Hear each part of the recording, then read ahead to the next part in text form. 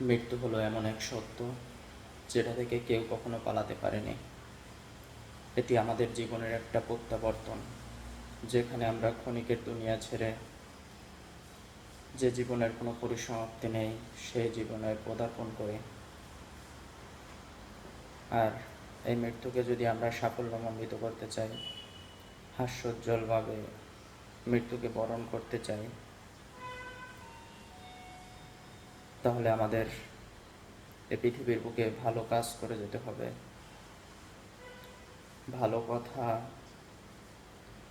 আশেপাশের মানুষের সাথে ভালোবাসা প্রদর্শন করা, স্নেহ এবং পৃথিবীর জন্য নতুন কিছু রেখে যাওয়া, যার মাধ্যমে মানুষ আমাদেরকে স্মরণ করবে।